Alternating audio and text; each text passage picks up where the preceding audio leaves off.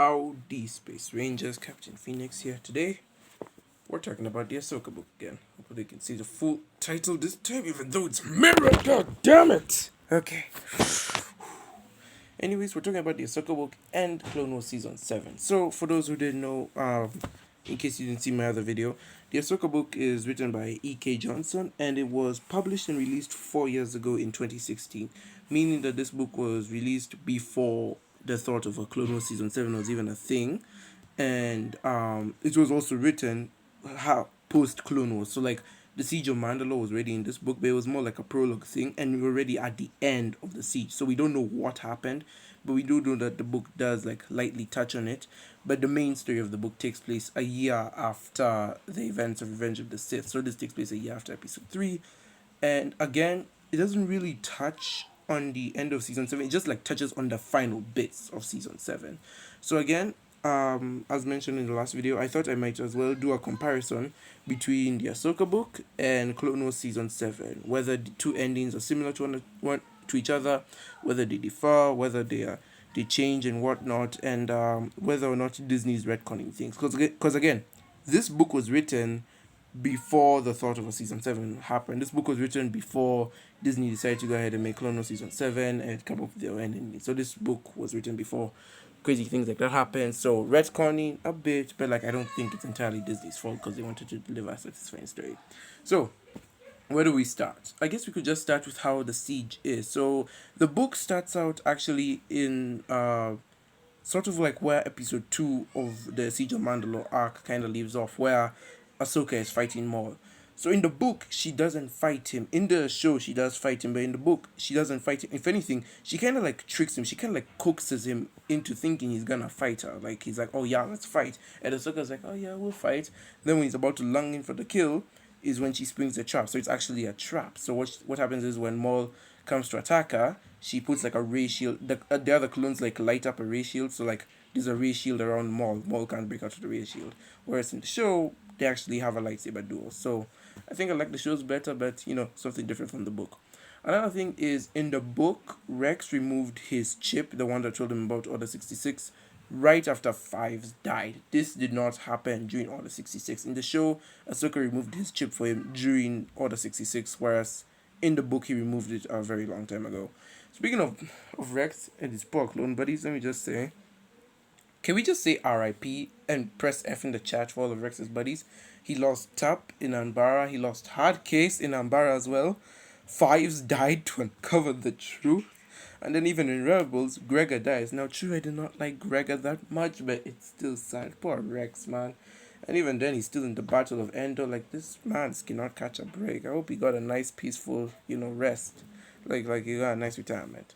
Anyways, so Rex did remove his chip before the 66. However, the 66 still happened, and Ahsoka and Rex had to escape. So in the book, they don't give us like a chapter about Ahsoka and Rex escaping on the 66. Whereas in the show, we get to see how that happens. So again, that's another thing of the book not really giving us every detail.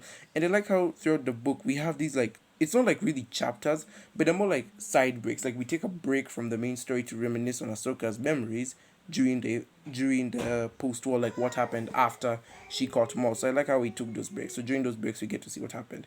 So there's this side break in the book where we find where Ahsoka is reminiscing about how she and Rex escaped Order 66. They don't tell us how, they just give us what happened afterward.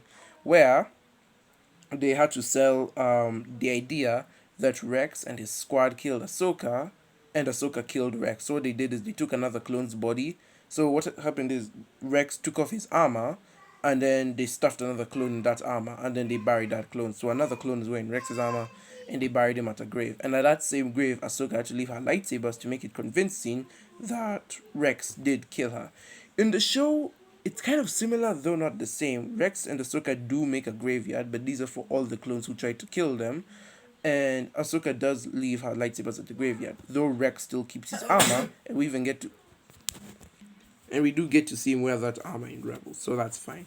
What else builds up to the end? So we have Maul's capture, we have Order 66, and we have the grave.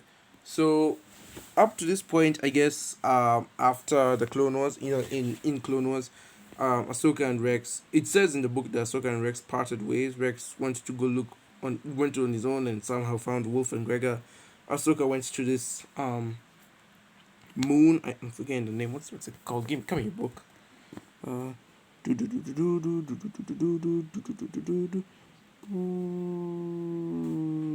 Nadar, I don't remember. It's not at the back of the book. Anyway, so yeah, so Ahsoka went on her own. She and Rex separated. In the show, they kind of allude to this. Like Rex and Ahsoka did leave the moon, so it's kind of like hinted that they would separate afterwards. That these guys would probably never see each other again. Which I'm glad they do see each other again. Hallelujah. And yeah, so Rex goes into hiding because he's now a clone who cannot join the Empire, and Ahsoka also has to go into hiding because she's not a Jedi. And I mean, because she's believed to be a Jedi, even though she isn't. And Rex tried to explain it to the others, but they didn't want to listen. I mean, like, it's a very small plot hole that I'm glad the show cleared up. Anyways, Rex and Ahsoka part ways, and I think afterwards in the show, once Rex and Ahsoka part ways, I think the events of the book will take place. Ahsoka will hide out on some moon for about a year, then she'll move on after Empire Day and go join this other moon, and then afterwards join the rebellion. So I think will join up with the book afterward. I just like how it leads up to the book. The only problem I would have is the inconsistencies between the book and the movie. I mean, and the show. Obviously, the book did not know what was going to happen in the future because of the show, but I feel like the changes the show made were beneficial to both the itself and the book's favors. For one, we got to see Vader in the show. We got to see how Ahsoka and Rex escaped out of 66, the burial grave, Ahsoka and Maul fighting. I don't think I would have been satisfied if Maul just got chucked in a ratio. But anyways, that's my comparison between the book and the show. And I do advise you to go read the Ahsoka book. It's a wonderful watch. Also read the Luke Skywalker book, the one that was written in 2011, and I don't think would be considered canon, even though Luke is 20 years old in A New Hope, and it's only 20 years between Revenge of the Sith and A New Hope, and not 19. You weirdos fans. I consider it canon. So go read these two books and consider them canon, and have a great time. Anyways, guys, thank you so much. I've been Captain Phoenix, and the next video I'm making, I'm actually kind of excited to make it. Like, I'm really pumped. I hope you guys enjoy watching the next video as much as I would enjoy making it. I don't know how you'd feel because I don't know you, but knowing me, if I'm excited for it, it's most obviously not gonna be watched. But whatever. I've been Captain Phoenix, and I will see you in another universe.